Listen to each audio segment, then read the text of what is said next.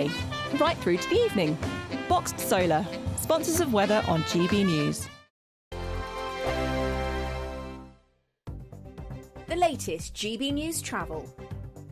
Good evening, I'm Johnny Ratner. Well, problems continue on the M6 in Lancashire. A lane has been closed on the southbound Exeter Junction 31, the A59 exit for Preston, where a lorry's broken down. And in Lincolnshire, a few miles west of Boston, the A17 has been closed since the early hours of this morning at Swineset, just off the A52 at the Vicar Bar roundabout, following a serious accident involving a lorry and a car. The M11 is partly blocked heading towards Cambridge, Junction 11 at the A10 exit, where a lorry's broken down.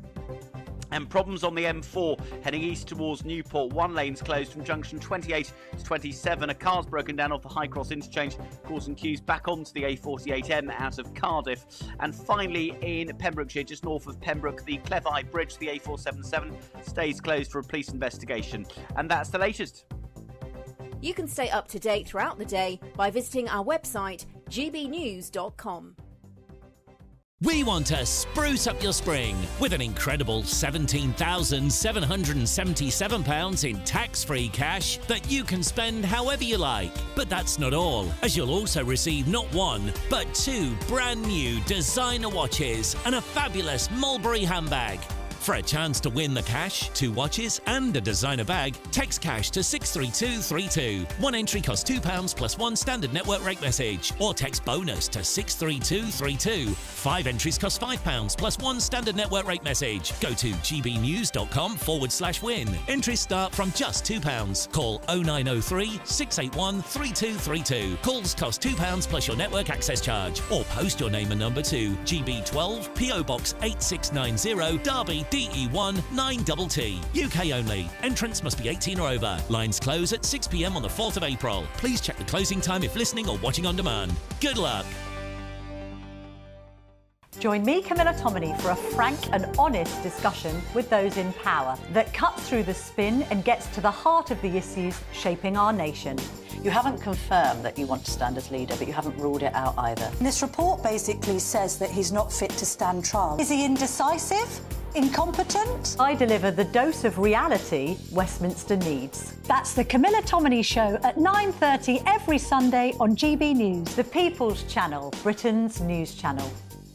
Good Afternoon Britain isn't just about us. The wonderful thing about this programme is it's about everyone watching. It's an interactive programme. Well, there absolutely is something to see here, and we're going to be talking about it more. Whether it's breaking royal news, please bring us up to date, or indeed a particularly punchy speech in the House of Commons. Very, very curious. We bring it to you live, and then we bring you live reaction as well. That's Good Afternoon Britain, weekdays from midday. Only on GB News, the People's Channel, Britain's news channel.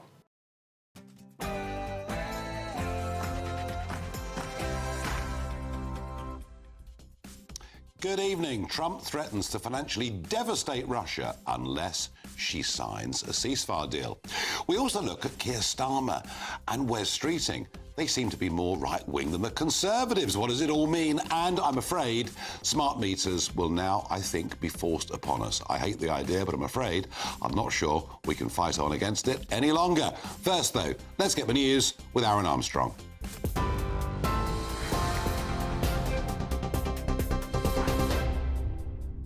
Thank you very much indeed. Good evening to you. Our top stories. Donald Trump says Vladimir Putin's comments on the US ceasefire plan are promising but not complete after the Russian president suggested he has a number of issues with the proposal. The US president was speaking alongside the head of NATO, Mark Rutte, in the Oval Office. Now, this was shortly after Putin addressed the war in his own news conference, where he appeared to set out a series of sweeping conditions that would need to be met before Russia would agree to any truce. Trump says NATO's stepping up in terms of providing European security, and that he will make sure Russia doesn't attack US allies, adding he has leverage over Putin without elaborating. Trump says it will be very disappointing if Russia rejects the ceasefire proposals. Going on right now with President Putin and others, and hopefully they all want to end this nightmare. It's a nightmare. It's a horrible thing. Well, earlier, Vladimir Putin indicated Russia's in favour of the ceasefire, but says serious issues must be resolved before progress can be made. The Russian leader suggested Ukraine should neither rearm nor mobilise, and Western military aid to Kyiv should be halted during a 30-day pause. He was speaking alongside Alexander Lukashenko, the leader of Belarus, ahead of meeting Donald Trump's top envoy, Steve Witkoff, who's in Moscow for talks later on the war. Thousands of jobs in the UK's healthcare sector will be cut after the Prime Minister announced NHS England's to be abolished to cut bureaucracy and restore democratic control. NHS England employs around 13,500 people. The move is expected to take up to 2 years. Well, the Prime Minister says the state's overstretched and unfocused, and he says abolishing the world's biggest quango will allow the service to refocus on reducing waiting times. Sir Keir says the government decision has been influenced by global events. National security is economic security and strength abroad, and we definitely need that more than ever at the moment, but that demands security back at home. Well, the Health Secretary says the NHS has become more expensive while delivering worse care for patients across the country. Health and Social Care Act established more than 300 new NHS organisations, created a complex and fragmented web of bureaucracy, and, to quote the Darzi investigation, imprisoned more than 1 million NHS staff in a broken system. Well, today, Madam Deputy Speaker, we are putting the final nail in the coffin of the Conservatives' disastrous top-down reorganisation of the NHS. Finally, the killers of Shara Sharif have failed in their appeals against the sentences handed down in 2024 relating to the murder of the 10-year-old. Irfan Sharif and Banish Batul were jailed for 40 years and 33 years, respectively, minimum life terms, after being found guilty of Sarah's murder. Sarah's uncle, Faisal Malik, was found guilty of causing or allowing her death and jailed for 16 years. Well, appeal judges heard how Sarah suffered 71 recent injuries at the time of her death. The judges rejected the appeal and ruled Sharif's sentence was not unduly lenient. And those are the latest headlines. I'll be back with more in an hour's time.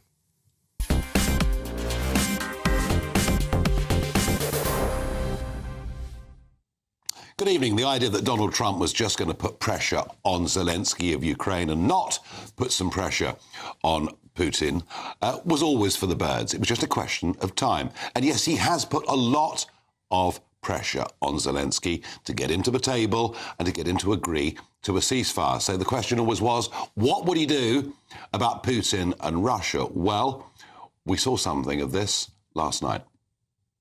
I can do things financially that would be very bad for Russia. I don't want to do that because I want to get peace. I want to see peace, and we'll see. But in a financial sense, yeah, we could do things very bad for Russia. It would be devastating for Russia. It would be devastating for Russia. They are very, very strong words indeed from Donald Trump. So I wonder, what is it they could actually do? Well, there are up to 300 billion of Russian assets, most of them currently being held in Belgium. And Russia sells an awful lot of oil to India. Could, in some way, could Trump say to India, stop buying their goods or we'll put tariffs on you? I'm not exactly sure exactly what form these tough sanctions are going to take. But the president says they would be devastating. Well, I'm very pleased to be joined down the line, live from America, Brian Wesbury, economics editor at The American Spectator, regular on Fox News and many other American TV channels. Brian, welcome to the programme here on GB News. You know, devastating is a big word. What exactly? It is. What exactly could Trump do? Yeah, Nigel, it is a big word, and you hit it. I mean, they have assets overseas. We've already taken, I think, all the yachts. We've put sanctions on. Europe is still buying natural gas and oil from Russia. So is India. And I'm certain we could use tariffs to kind of help change minds in doing that. I think back to Ronald Reagan. In a way, he defeated Russia. It wasn't in the middle of a war, so he wasn't trying to do this in 3 weeks, but he did it by strengthening the American economy, spending more on defense, which put pressure on Russia and eventually broke their back. So I think Trump has to have a short game, which is let's get this ceasefire, let's get the end of this war, and we can use sanctions and tariffs and go after their exports and take away resources that are in banks overseas. Yeah. We can do that. I think we can turn the screws a lot higher, but we also have to follow really good policies like Reagan did, strengthen our defense and strengthen our economy, which makes every country around the world less competitive versus the U.S. And that's the way you eventually win, both in the short run and the long run. Brian, I get the logic of all of that. The American economy, it seems over the last few years, it almost doesn't matter who's in government. The American economy, the entrepreneurial spirit of America just keeps driving it on. You know, growth at 3%, nationally 4% and a bit in some of the really dynamic states. But there are some economic worries, aren't there? I mean, as to whether the use of tariff is a negotiating tool, or whether it will be set in stone and remain. And certainly Wall Street has taken a little bit of a fright over the course of the last few days. And all right, you know, we can't look at stock markets day to day. I get that. But Brian, are there concerns? Are there genuine concerns that this tariff policy could backfire on the American economy? Yeah, I'm a free trader all the way, and I always worry about tariffs. But the U.S. has been so good with tariffs. We've played by the rules, and the rules are, you know, the Constitution, the ideas of free markets. You don't tariff consumers if they want to make a choice to buy a foreign good. We've played by all those rules, and what I think has happened is other countries have taken advantage of us because they haven't always played by those rules. So I think there is some underlying reason to do this, and I hope that the reason is to get to freer trade everywhere around the world. I mean, I'd love it if the U.S. got rid of our 2.5% tariffs on European vehicles, and I wish Europe got rid of the 10% tariffs on the U.S. vehicles, and let's hope that it goes in that direction. But it does worry me. Now, I would argue that the stock market was overvalued already, and tariffs are the catalyst, and everybody's blaming them, and they're an issue, but they're not the entire issue, because you said it, over the last few years, it doesn't seem like it matters what happens. The U.S. just keeps booming, the stock market keeps going up, and we are, you know, continuing to invent things. But we've also increased our budget from $3 trillion to $7 trillion. The Federal Reserve has printed massive amounts of money. We've held interest rates below where they should have been. And so I would argue that this easy fiscal and monetary policy is really why we've been on this tear, and it's now coming to an end. The era of easy everything in the U.S. is over. We're cutting spending. We're, you know, cutting government employment. We're making, you know, the Federal Reserve's not cutting interest rates anymore. And so I think we're going to go, you know, I now sound like a Trump administration economist, but we're going to go through some pain before we get to gain. And I'm going to bring up Reagan again. People don't remember this, but the first 2 years of Reagan was terrible. You know, Volcker had to jack interest rates up to 20%. History rhymes, it doesn't repeat, but it was terrible. Then the policies kicked in, and that's when growth started to boom. And I think we're in a similar situation today. Fascinating. Fascinating. Brian Wesbury, thank you so very much indeed for joining us. Thank you for having me on. Thank you very much. And I tell you what, Brian's right. The stock markets were grossly overvalued. I have little doubt about that. I'm joined by one of your favourites at home, Robert Fox, defence editor of The Standard. Wow, Robert. Now, at some point, Trump was going to try and turn the screw on Putin, wasn't he? And we've listened economically to some of the things he could do. I do find it extraordinary that EU, NATO members have spent more money buying Russian gas than they spent giving aid to Ukraine. I mean, you almost couldn't make it up, could you? Yeah, and the gas is the key to the thing. But I want to take up very much something that Brian Wesbury said quite rightly. Trump wants a quick win here because it's the art of the deal. The way he does business, and It's very interesting what Putin has said today. He's not against it. He wants to rework some of the details, and he wants to get to the root causes. One playing it short, the other desperately trying to play it long. But what I think, following what Brian was saying as well, I think longer term, medium to long term, looking at this time next year, Putin knows he's in trouble because of the state of the economy. They're winning, they're slowly winning, not as much as they should on the battlefield. Around Kursk in particular. Particularly.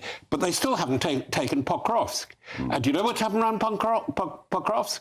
With engineering, re-engineering, electronic warfare means, they've negated the glide bombs, which were so effective for such a long time. This was the retooling of old-fashioned bombs and making them into cruise missiles, and they were devastating for month after month. But around that part of the battlefield, they're playing this cat and mouse all the time. Kiev is in a desperate situation.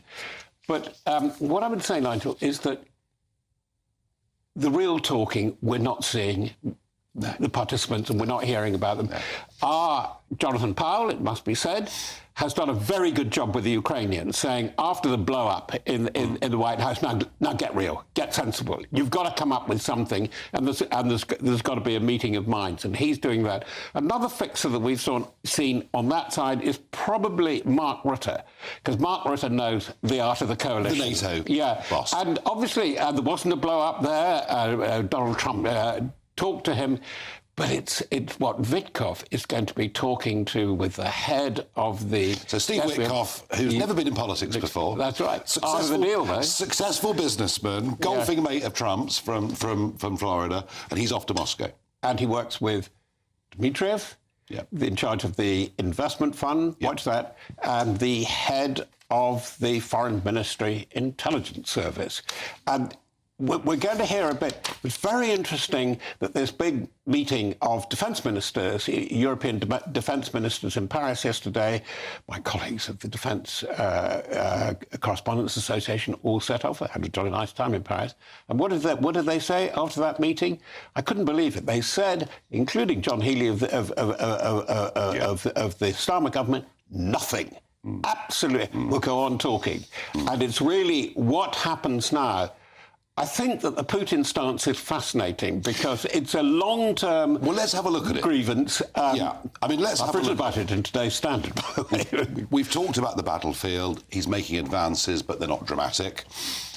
Long-term, the Russian economy can't survive this for year after year after year. I agree with that. I understand that. But it's sort of Russian President Vladimir Putin has conditionally agreed to a US proposed short-term 30-day ceasefire. The bit I don't get is he wants to talk about the recognition of areas. He wants to talk about no deployment of foreign troops. Is he saying, this is the bit I don't understand, is he saying, I will sign the ceasefire deal provided these things are on the table to be negotiated? Or is he saying, I won't sign it unless we agree these already? Or is he, as you hinted, just stringing the whole thing out? He's stringing it out, but it's the bit you missed, and the bit that they buried in the news agency reports. And it really matters to Vladimir Putin, the root causes, how all this began. What he is looking for, and you hinted at it in the previous interview, is that he's looking for a relationship with America and a recognition. Again, we're back to the early 1990s. He wants Russia not to be humiliated, but past that, but to be recognised as a premier, as a paramount power of Eurasia, and to be the partner. Europe and the EU to be diminished, Russia to rise, and we'll do our part of the world. You have America and China. The thing going in the background is that I think Russia desperately wants to detach itself a little bit more, never break up entirely, but they're very, very worried. I know this. Elements in the Kremlin are really worried about the grip that Beijing has in every sense, in armaments, in technology, in money, and who knows, maybe even manpower. So we could then go from the situation we're in, where Putin and Russia are the pariah state and have been for many, many years in the views of most, and with some really quite good reason. You're saying this whole thing could pivot the other way, and that we get a ceasefire deal, we get an agreement, and that they start to trade more with the West. But that would have to include Europe too, wouldn't it? Yes, it would. That's going to be difficult. I think it could be done because you've got it, you've nailed it. There are elements in Germany even, but particularly Italy, who are desperate to get that gas flowing. Get that gas flowing. I know. Even more. So you're saying, look, so you can't do this trading. The land of Marco Polo, the trader, the merchant who goes east. Come on. But the figure they invoke, which is very interesting, a man of great myth, Enrico Mattei, who reinvented the petrochemical industry for Italy post-war, post Mussolini, and that is alluded to. There's a lot more in play here than might appear. It's well worth reading the key speeches. There are two of Putin's career when he rises to power. One, his declaration to the Munich Security Conference in 2007. I know you stand for international law and order, but you are abusing international organizations for, the word is he uses, vulgar individual gain. And then the year after, what did they do? Ignored all that and said, well, at the Bucharest NATO summit, perhaps we can let Georgia and Ukraine into NATO. Condoleezza Rice and David Miliband didn't spend the time. The other one is his strange, seems very strange end, but Harry Potter, his essay in 2021 in July, 7,000 words, about how he sees the greatness and the unity of the Ukrainian and Russian people, and they're one and the same. Look, he really means it. Holly Golightly and breakfast at Tiffany's, as you would know, our vintage. She wasn't a phony, Nigel. Do you remember why she wasn't a phony? Because she was really phony about the things she was phony about. No, he really believes in it, and we've got to get into that mindset. I think that is the strength, quietly, of somebody like Jonathan Powell and Mark Rutte. And they're keeping out of the glare of media completely. So final thought on this. There is a possibility of a good ending. I think it'll be difficult. I think there will be setbacks. We've had all that. Yes, is the answer, simply. Love it. Yes. Love it. Good. Yes. We need some good news. Robert, a delight, as ever, to have you in the studio. In a moment, we're going to look at a right-wing Conservative Prime Minister. The thing is, though, he was elected under a Labour ticket. No, I'm not making it up. Join me after the break.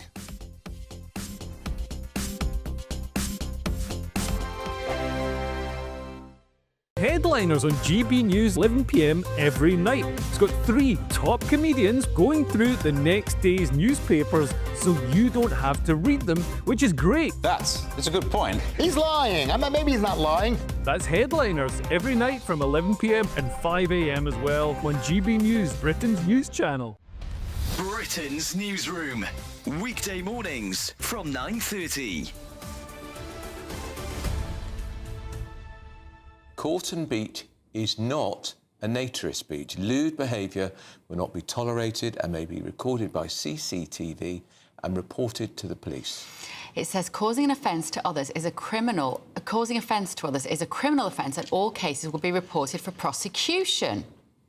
And a spokesman then says, we're not targeting or trying to outlaw the naturist. The parish council recognises that naturism in the UK is legal. So what are they doing then? Well, let's talk to the organiser to find out. The British Naturism Eastern Regional, Nigel Newman, joins us now. Morning, Nigel. Sorry, I think it's the first time I've interviewed somebody without their top on. But, you know, right, Nigel, what's going on down there? Because I think we pretty much support your right to be able to, you know, swing free on a nice warm day. Well, the thing is, Corton Beach in Suffolk is very, very popular and has been since the 1970s for naturists. And one of the reasons for that is right next to a car park with a cafe with toilets, and this is important, there's a ramp that goes right down to the top of the beach, which is ideal for disabled naturists.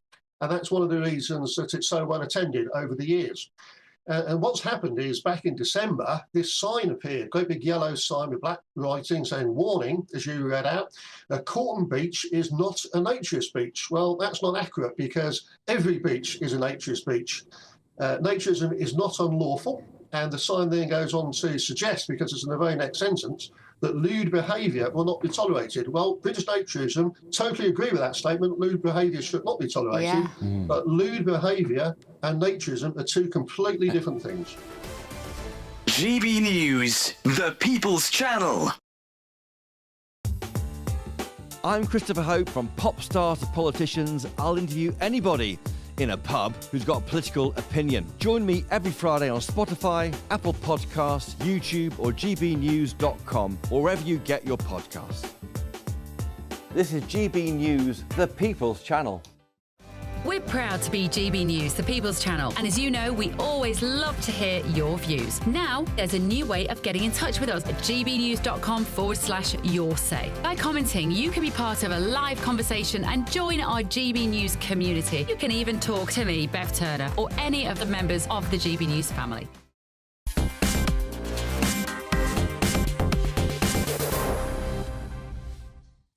We have to ask the question, is Starmer now more Tory than the Tory party? And could that lead ultimately to a split in the left? I'm joined in the studio by Heather Wheeler, former Conservative Member of Parliament and Junior Housing Minister, and Matthew Stadlen, journalist and broadcaster who's worked, well, pretty much everywhere over the years. But first, I'm going to go to Katie Balls down the line from Scotland, political editor of The Spectator.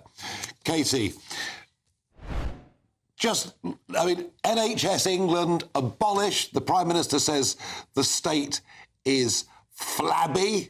We're going to have welfare reform. What is going on? Yeah, you list some of the things Keir Starmer has said he's going to do recently. And of course, it was a big NHS England announcement today, but you've also had a civil service crackdown, pushing out those who are not doing enough work. You combine that with welfare, you combine that with slashing the international aid budget to fund a big defence boost. And I think it's starting to feel as though Keir Starmer is doing what the Tories did not dare or feel brave enough to do during their very long period in office. And certainly looking at Keir Starmer today, you'll have some Labour MPs on the left very uncomfortable, but I think just as uncomfortable, perhaps even more, are the Tory MPs and former Tory advisors watching on and thinking, wait a minute, isn't this what we were meant to be doing? Yeah, and I find it quite difficult to disagree with a lot of what's been said today, now whether they actually deliver it. And Katie, the other thought on this, it was interesting. There were a couple of Labour MPs that got up at Prime Minister's questions yesterday, not particularly happy with their party leader and Prime Minister, welfare cuts in the wind, all those things. But he's got such a big majority. Is a left rebellion going to be really that significant to him? I think the view in Number 10 is they have the numbers to face this down, and also there is a need to. Now, Keir Starmer's packaging this as linked to Ukraine, uncertainty in the world. But the truth is, even without Putin, Zelensky, Trump, Rachel Reeves does not have economic growth. She can't really raise taxes much more. And therefore, we're in a situation where it looks like it's more cuts because also the markets don't want to lend the UK much money. Yeah. And I think that means that it's a question of they think they can push it through, but also they can't afford not to for a few reasons. I think that you could see a big rebellion on welfare, but it is not going to stop Keir Starmer from having to do this. And I think there are some around Keir Starmer who actually enjoy having a fight with the left. Morgan McSweeney, Keir Starmer's chief of staff, I've had Labour MPs say to me, he seems to be more interested in fights with the left than the right. So I think there's a bit of that going on too. Fascinating. Katie Balls, thank you very much indeed. Before I go to Heather Wheeler, I'm going to play a clip of Wes Streeting in the House of Commons before I get Heather to respond to it. This was Wes Streeting, the Health Secretary in the Commons today. Party. It must be so painful watching a Labour government doing the things that they only ever talked about, reducing the size of bloated state bureaucracy, investing in defence, reforming our public services, bringing down the welfare bill. The public are asking, what is the point of the Conservative Party? I bet they're glad they chose change with Labour. Wow. Heather. As usual, the classic is going to be, what do they actually physically do rather than what they actually say? But it's still quite powerful as a... Sure. I mean, he's a great communicator. He is. I mean, there's no way getting away from that. But at the same time that they're going to talk about slashing the number of civil servants, fine, they've actually invented 9 new quangos. So all those lovely people in the Cabinet Office who were actually going to go, they're now going to be moved to look after those 9 new quangos. So it's a little bit of a revolving door. We wait to see. I mean, great. Let's see it happen. We wait to see. It is Matthew Stadlen fascinating, isn't it? But I guess at the heart of this, you've got the 26th of March. The Chancellor is up in the House of Commons for the spring review. It's almost like a mini budget, let's face it. And the point Katie Ball's made, it's getting harder and harder to borrow huge sums on the international markets without rates rising to a level that hurts the rest of the economy. Putting up taxes more would go down like an absolute lead balloon.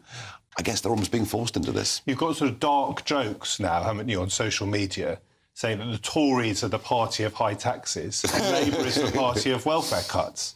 We have to remember, of course, what really, really matters here is the policy. And the devil will be in the detail, because I think a lot of people feel that the welfare bill is out of control and unaffordable. Yeah.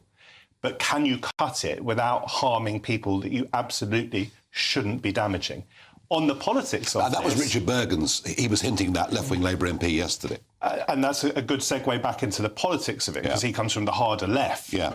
On the politics of it, this is not new, but it is clever. Now, before Christmas, I think Labour made unforced errors in their first few months in power. You know, they took on the farmers for very little gain. We could discuss the policy. I'm talking about the politics.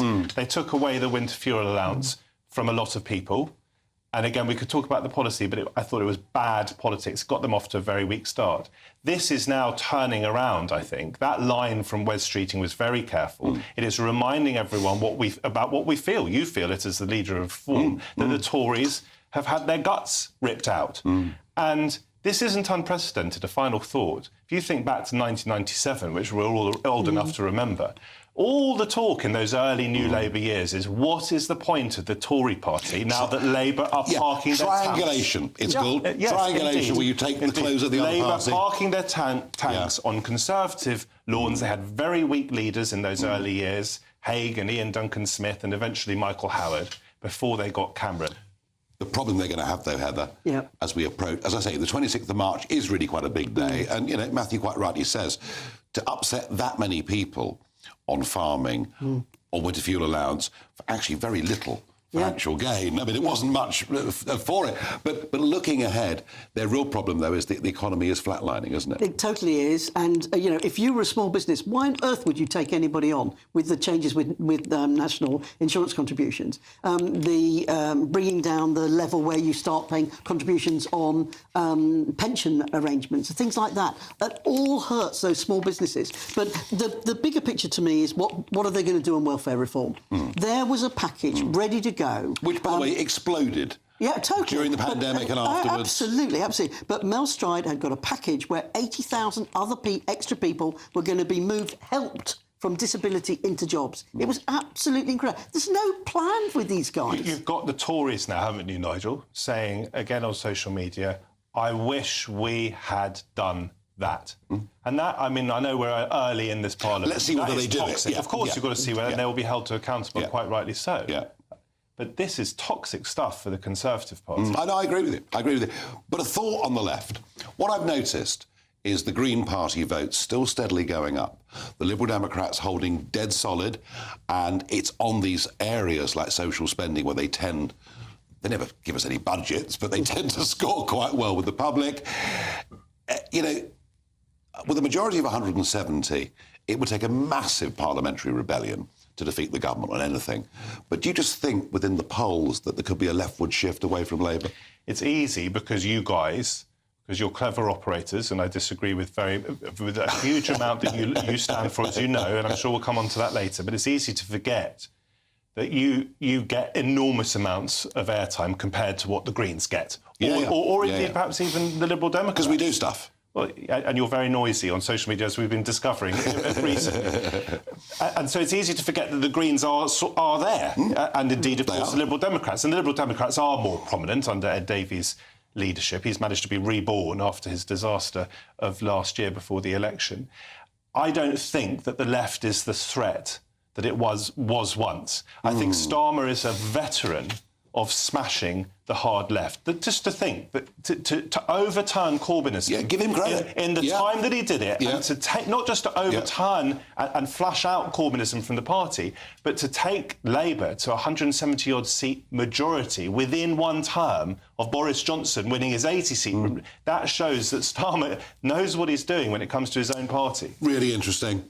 And one of the things maybe they can sort out is, and it's the What the Farage moment, or one of them of the day, is quite extraordinary that we finish up in a situation where we've got 60 grand being paid for a 2-year contract in Lincolnshire for a consultant artist to produce art that will deliver creative engagement that supports well-being and mental health and enrich the patient's experience within the hospital building. Isn't that absolutely marvellous? In response, we were told by Lincolnshire Partnership Trust, the Trust is working with mental health patients on our wards and the local university to deliver a programme of therapeutic activities as part of people's recovery and destigmatising mental health within our local community. The final artwork will form part of our new ward environments we are currently building in Boston as part of modernising mental health services. Well, that's great. Some would say it's a waste of money. In a minute, let's discuss terrorism. It's not as such going to be redefined, but do we really need to start thinking about how much of the truth the public need to be told after outrages?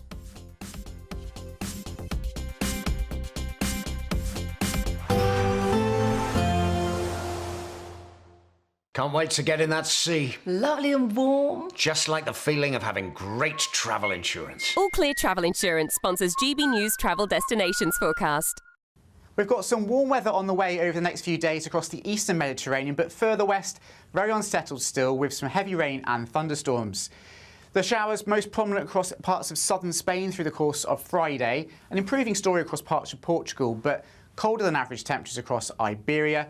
Some heavy rain and some snow across northern parts of Italy and the Balkans, but down across Greece, some fairly warm and sunny weather for the time of year with temperatures above average. All Clear Travel Insurance sponsors GB News travel destinations forecast. Join me, Camilla Tominey, for a frank and honest discussion with those in power that cuts through the spin and gets to the heart of the issues shaping our nation. You haven't confirmed that you want to stand as leader, but you haven't ruled it out either. This report basically says that he's not fit to stand trial. Is he indecisive? Incompetent? I deliver the dose of reality Westminster needs. That's the Camilla Tominey Show at 9:30 every Sunday on GB News, the People's Channel, Britain's news channel. The royal family is an enduring symbol of tradition, unity and pride for Britain. At GB News, we celebrate what makes this country great. In our new royal newsletter series, you can join me, Cameron Walker, for Inside the Palace, an exclusive look every week that takes you beyond the gates and brings you the very latest from those at the heart of the monarchy. Never miss a royal moment again. Sign up now. Go to gbnews.com/royal newsletter and get the latest straight to your inbox. Hi, I'm Michelle Dewberry, and my show is your opportunity to cut through all the noise and dive in headfirst to some robust debates. Ideas clash. Situation, isn't it? Because the failure is... You're deliberately avoiding my point. Nothing's held back. And if you think this is the end of it, wait for more. And we do not shy away from the difficult stuff. Sometimes I want to shake people and say, if only you understood. So join me on Jubes & Co. weeknights at 6 p.m, only on GB News, Britain's news channel. Mornings don't have to be tiresome, especially if you have the right company. Wake up to news as it happens, opinion and debate, and of course, a little bit of entertainment too. Because when the kettle's on, we're on. That's Breakfast on GB News, a show worth waking up for. Every morning from 6 a.m. Only on the People's Channel, Britain's news channel. We'll spread the news, you spread the word.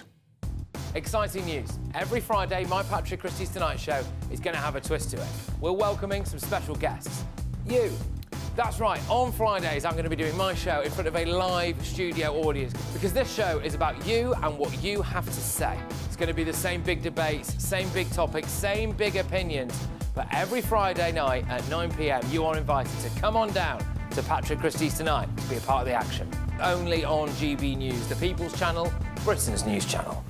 Good Afternoon Britain isn't just about us. The wonderful thing about this programme is it's about everyone watching. It's an interactive programme. Well, there absolutely is something to see here, and we're going to be talking about it more. Whether it's breaking royal news, please bring us up to date, or indeed a particularly punchy speech in the House of Commons. Very, very curious. We bring it to you live, and then we bring you live reaction as well.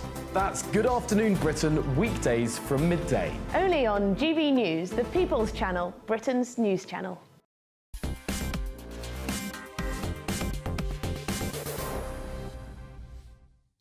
Reporting today, he's the boss of the UK terror watchdog. He says there's no need to change the overall definition of terrorism, although there'll be a new offence recommended for lone mass killers. But the real debate here, folks, we're going back to Southport, because it was from Southport and the way people were treated, those in the streets, and yes, they shouldn't have been rioting, they should not have been throwing bricks, but suddenly they were put in prison very, very quickly. People saying offensive things on Facebook put in prison very, very quickly. And suddenly the whole narrative about two-tier care began to take hold. And it has, Matthew Stadler, been quite damaging to it. We're going to probably clash on this. I think if you had been Prime Minister last summer, in fact, I have no doubt about it, you would have done what Keir Starmer did, because that was in the national interest. And it wasn't just in the national interest. I would have told the truth about who the killer of those 3 young girls was. My belief, and I think Jonathan Hall, KC, backed this up, was that governments are using the sort of cover of contempt of court to withhold facts from us that we deserve to know. I think if you'd been advised by the CPS, by the Crown Prosecution Service... They don't get everything right. No, of course they don't. But if you'd been advised as Prime Minister that that would risk a trial and risk delivering justice... Let me just quickly make the point. Risk delivering justice to the families of those poor girls. I really don't think you would have diverted from their advice. But I was thinking more, actually, not the contempt of court. And by the way, contempt of court should be up for grabs now, because with social media, it's made a mockery of, isn't it? Yeah. Because it's one rule for journalists. Completely. And journalists don't even always obey it, because it actually should kick in at arrest, not charge. And I don't think all journalists grasp that. But on social media, it's a free-for-all. So I think that should be looked at. But what I was going to say is you would have clamped down on those riots. They were wicked riots. You had children from ethnic minorities, and by the way, not just ethnic minorities. I happened to be in Scotland, my family were in London. People across the country, but particularly ethnic minorities, were terrified for a week last summer in their own homes, in their own country. That is totally outrageous. I think... I personally believe, had the truth been told, the riots would not have been anything like the same level. It was online, it went nuts. But the point I do agree very strongly with Matthew on is actually these contempt of court. I mean, social media is destroying all these ideas. But it totally is destroying it. But also what's really interesting is when it came to the later charges, which were terrorism charges, the government immediately told everybody they were doing it. So that didn't put that part at risk. So it is 6 of one after the other. They can't have it both ways. Do you believe there's been two-tier policing and justice in Britain over the last year or two? Definitely. And it's absolutely not acceptable. It's really interesting when you talk to barristers privately about what's going on. I mean, they are not happy. Yeah, They're really and, not happy. after the sentencing guidelines we saw last week, there are plenty of white working class people saying, hang on, we're the ones being victimised. No, we're not getting this right, What are we need is everyone, no matter what their creed, their ethnicity, their race, to be treated equally. Couldn't agree more. Couldn't agree more. Of course, you can't have any discrimination when it comes to pre-sentencing reports. However, my understanding is what that was trying to do is actually make it fairer, and they got it wrong in the way they went about it, because some people from certain minorities get a tougher deal from our justice system than others. So that was the reason to it. Just a quick question, Nigel. Why did you release that clip when things were at a flaming point? Because I could see what was happening. Did that not contribute to the chaos? The opposite. I said 24 hours later, for goodness sake, tell us, who is this guy? Where's he from? Is he known to the authorities? Because what's happening is it's going crazy online. And had he been an Islamic terrorist, an Islamist terrorist, how would that have helped? Well, the fact is... If you're trying to calm it down, how would that have helped? Because they know the truth. And when you don't give people the truth, you have an environment in which all sorts of crazy stuff, and there was some crazy stuff being said online. So your motivation, just to be absolutely clear on national television, your motivation calm it down. was you're saying, hand on heart, to calm it down. And by the way, everything Jonathan Hall all KC has said since then justifies entirely the words that I spoke at that time. There are a lot of public figures out there owe me a big apology, but I won't get it. Slightly more amusing, but leads into a serious, quick topic. Here's the what the Farage moment. It's Trump on the European Union. You know, if you look at Europe, take a look at the EU. We're not allowed to sell cars there. It's prohibitive because of their policies and also their non-monetary tariffs. They put obstacles in your way that you can do nothing about. But if you take a look at what happens, so we sell no cars to Europe. I mean, virtually no cars, and they sell millions of cars to us. They don't take our agriculture, we take their agriculture. It's like a one-way street with them. The European Union is very, very nasty. Well, he's even more Eurosceptic than me. Heather, the tariff wars, the tariff debates that are going on with Canada and hey, the European Union and us, and can we get out of it? Do you think Trump really believes in tariffs, or is it a negotiating tool? Well, what he likes to do is play tough, isn't it? And he likes to play the tough guy. But anybody who's got, you know, an O level in economics will know that this is a really dumb thing to do unless you are only using it as a negotiating tool. It's crazy. We went through all this before. I mean, he put tariffs on Scotch and he put tariffs on shortbread from Scotland. And the trouble we had trying to get that sorted out, my goodness. I mean, we got it sorted out, but what a dumb thing to do. Without whiskey and shortbread, what would life be? You see, I still think, and he really does think the EU's unfair. I mean, that was said with real passion. He thinks China have stolen some of their ideas and undercut them. But ultimately, it's a negotiation, isn't it? We have to wait and see, don't we? And it won't take long. I mean, at the moment, it looks extraordinary what he's doing, and he's uniting left and right in this country. I mean, you are Mr. Free Markets, Nigel Farage. You are his pal. If you had his ear today, what would you say to him? No, I have to say, I do think with China, there are areas when we had a bit more of a steel industry where they flooded our market with steel. They were selling it at a loss just to close down our capacity. And I think in a circumstance like that, even I would say, you know what, we need to do something. But on cars generally, let's take cars. Americans might want to buy German cars, right? And if they want to buy German cars, you would support their right, almost their right to do so. Isn't tariffs just to use really everyday, simple language because they're complicated? Isn't it like saying, I am going to make you, Nigel, do what I want. I am going to punch you in the face to make you do what I want. But I'm going to break my own fist in the process. I think there is use for tariff, and I think we're going to face it very, very shortly. If we continue with our EV targets for our car manufacturers, we will literally be handing most of the British car market by 2035 to China. That's madness. So I think we may need to use tariffs. We also could do with changing policy. The problem is not 2035. He's bringing it back to 2030. 2035, British manufacturing can manage. They can get the long time baseline in there. But 2030, it's a disaster. No. And, you know, the fact that Labour MPs had that in their leaflets going out. I mean, you know, all the Labour MPs around South Derbyshire, around the Toyota factory, they had that in their leaflets. Hang on, they weren't. Absolutely incredible. But hang on, these were Tory targets to begin with. We were 2035. Yeah, well, although the 80% rule on 2030 was under a Conservative government. Wasn't total, but it was still there. In a minute, let's discuss smart meters. Yep, I've been saying for 3.5 years on this show, refuse them. Do not allow them to put them into your house. But I have a feeling we might be on a loser here.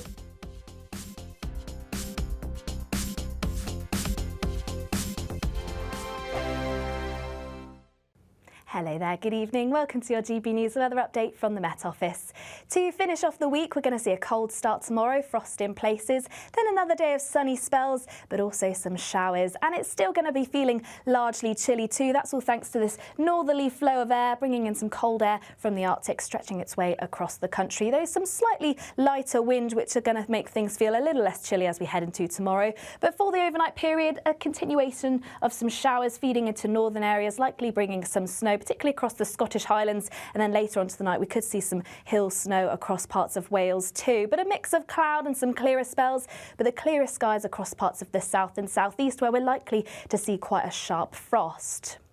But overall into tomorrow, it is going to be a cold start for many. Still plenty of showers by the time we start Friday morning across the northeast of Scotland. Perhaps a little bit brighter across the west, though likely seeing some patchy frost here. Largely dry and bright across parts of Northern Ireland, though can't rule out a few showers skirting coastal areas. And a mix of cloud and some showers across the rest of England and Wales, once again bringing in some snow across the Welsh hills. Through the course of the morning, things will brighten up, any frost or ice likely quickly melting away, and it's going to be a fairly similar day. Once again, still plenty of showers feeding into eastern coast, these spreading more inland through the course of the day, but western parts of Scotland, parts of Northern Ireland seeing a largely dry day, and temperatures still fairly similar to what they were today, highs around 8 to 9 Celsius, and in those lighter winds still feeling pleasant in the sunshine. For the beginning of the weekend, once again a cold and frosty start, this time across many northern areas, but through the course of the day brightening up, and we're likely to see fewer showers for the start of the weekend. That's away from northern parts of Scotland, so some bright sunshine on offer, but perhaps turning a little bit cloudier into the afternoon. And into next week, staying largely dry, but it is going to be remaining cold, still with a chance of some overnight frost. Bye-bye. This is Britain's Newsroom, where your voice matters. It's just astonishing. With expert analysis and honest opinion, we don't just keep you informed. We bring you unique perspectives you won't see anywhere else. Can't argue with any of that. When the news happens, it happens here. On Britain's Newsroom, weekdays from 9:30 a.m. Only on GB News. We're proud to be GB News, the People's Channel. And as you know, we always love to hear your views. Now, there's a new way of getting in touch with us at gbnews.com/yoursay. By commenting, you can be part of a live conversation and join our GB News community. You can even talk to me, Bev Turner, or any of the members of the GB News family. Join me, Nana Akwe, for an informative, interactive news programme with a difference. It's fun. No, he didn't say that, though. I'm so surprised. I think there's an element of truth to that. Join me from 3 p.m. every weekend, only on GB News, Britain's news channel.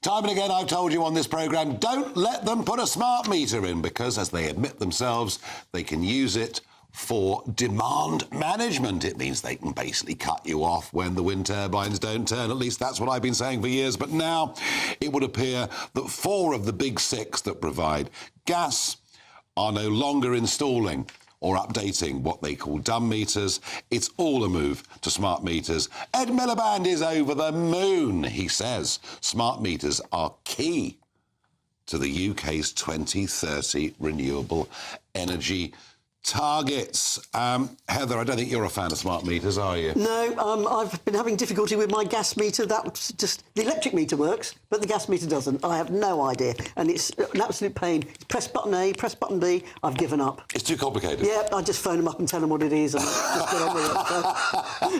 But it's. I mean, there is an element of. I mean, literally, they admit. We want to put a smart electric meter in because we want to manage demand. It means they can actually cut you off, Matthew Stanton. Well, I mean, you made the very good point when we were chatting earlier that you don't want someone who is reliant on some sort of breathing apparatus to have their power switched off by the grid. Yeah, I mean, whether that's really the intention or not. So we've always got to scrutinise this stuff. We don't want to sleepwalk into Big Brother. But surely the main point about this is to make sure that we all become more efficient. And the really big point is, we know that we have to wean ourselves off fossil fuels. We know the world... We're not going to be off fossil fuels till 2050 I use at the least. word wean. We know that the world is getting dangerously warmer. We know we are part of the cause of that. How do we show leadership as a country? And I agree, the devil is in the detail, and we don't want to make poorer people poorer in the process. We've got to get it right. If we show leadership, right, by making ourselves poorer... If that makes us poorer, which it's doing. Well, which it's doing. And we tell people don't eat meat, don't go on holiday. And if that's called leadership, and all our industries go overseas, and other countries don't do it, that's called economic harry-carry that is making absolutely no difference to the global environment. The destination whatsoever. is right. How we get there is where the debate should be. So do you think the current course we're on is the right one? I mean, even in the last segment, I talked about, the threat to our car industry of meeting net zero targets. I cannot. I'm not an expert in this field, so for me to sit here on national telly and tell you... You've done documentaries on this. Come on, you're an expert. I've worked with Net Zero Week because I think, in principle, it is a good thing and we should be moving away from fossil fuels. It's also right that Ed Miliband, who is in government and has a lot of power in this area, should, of course, in our democracy, be properly scrutinised. And as I say, the devil is in the detail. And it's not an easy thing to get right. By the way, one final thing. Don't be under any illusion, even if there is, and I believe there is, big business opportunity in going green, it's not going to be a painless process, but we can't pretend that damaging climate change isn't happening just because it's inconvenient. And we can't pretend, Heather, that we can make any difference, can we, really? Well, there was a meeting... I mean, you were part of it. You were there in a parliament where your party was... I mean, this was, this was almost the new religion, wasn't it? Yeah, but the interesting thing is, if you get solar panels put on top of factories as you build them, that is a win-win for the factory, and it's a win-win for everybody living nearby. So, this amazing planning bill... There are things we can do. Yeah, but those are the quick wins that you would think Labour would be going for. Why are they not doing that? I talked about the pain, right? And now we've got to try and avoid economic pain for vulnerable people. I say that as someone on the left. And then there's the aesthetics. And I am a great believer and champion of the British countryside. I think we have one of the most beautiful sets of islands anywhere in the world. And I personally really dislike wind turbines. The question is, if it helps us get to these targets so we can get people around the table, and Starmer has shown himself to be quite good at that, around the world and put pressure, but through leadership on other countries to go greener quicker, Well, in the end, we all benefit. My problem with that is we're subsidising the wind industry to the tune of about £10 billion a year. And guess who's paying the price? Poor people on their bills who disproportionately spend more on energy. And we've also got, of course, the most expensive industrial energy in the world. There are some green jobs to be created. There's no question about that. There are some. But they're vastly outweighed by the number of traditional industries making steel or whatever it is that are going elsewhere. It's interesting, isn't it? We talked, just quick finish on this. We talked earlier about, some of conservative type policies being adopted by Starmer. Do you think the Conservative Party under Kemi Badenoch might start rethinking net zero? I think she's got a very sceptical view on it right now.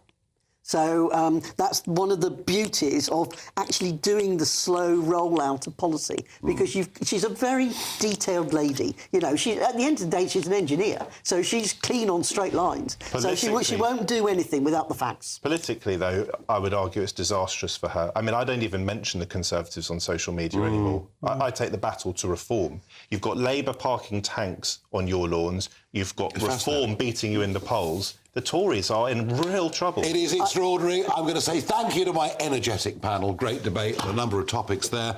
And I'm going to ask Professor Matt what he's going to be discussing tonight on State of the Nation. Well, we've got a great show tonight. We've got a whistleblower from the legal system blowing the whistle on a DEI agenda and just how obscene that's become. We've got the Wuhan lab leak theory, bombshell new report in Germany. We've got a top expert on that. And now Donald Trump has just removed funding from Columbia University for failing to protect Jewish students. We've got a top professor coming in to talk about that and whether this is really the end of woke ideology in America.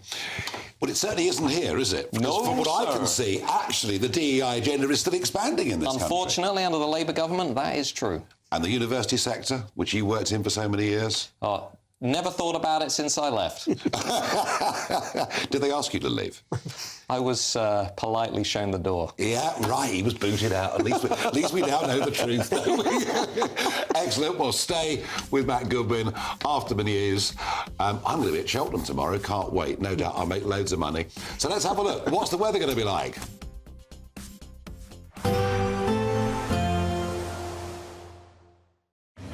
Even though we'll see a cloudy start, it'll be a bright outlook for the rest of the day. Boxed Solar, sponsors of weather on GB News. Hello there, good evening. Welcome to your GB News weather update from the Met Office. To finish off the week, we're going to see a cold start tomorrow, frost in places, then another day of sunny spells, but also some showers. And it's still going to be feeling largely chilly too. That's all thanks to this northerly flow of air, bringing in some cold air from the Arctic, stretching its way across the country. There's some slightly lighter wind, which are going to make things feel a little less chilly as we head into tomorrow. But for the overnight period, a continuation of some showers feeding into northern areas, likely bringing some snow, particularly across the Scottish Highlands, and then later on tonight we could see some hill snow across parts of Wales too. But a mix of cloud and some clearer spells, but the clearest skies across parts of the south and southeast, where we're likely to see quite a sharp frost. But overall into tomorrow, it is going to be a cold start for many. Still plenty of showers by the time we start Friday morning across the northeast of Scotland. Perhaps a little bit brighter across the west, though likely seeing some patchy frost here. Largely dry and bright across parts of Northern Ireland, though can't rule out a few showers skirting coastal areas. And a mix of cloud and some showers across the rest of England and Wales, once again bringing in some snow across the Welsh hills. Through the course of the morning, things will brighten up, any frost or ice likely quickly melting away, and it's going to be a fairly similar day. Once again, still plenty of showers feeding into eastern coast, these spreading more inland through the course of the day, but western parts of Scotland, parts of Northern Ireland seeing a largely dry day, and temperatures still fairly similar to what they were today, highs around 8 to 9 Celsius, and in those lighter winds still feeling pleasant in the sunshine. For the beginning of the weekend, once again a cold and frosty start, this time across many northern areas, but through the course of the day brightening up, and we're likely to see fewer showers for the start of the weekend. That's away from northern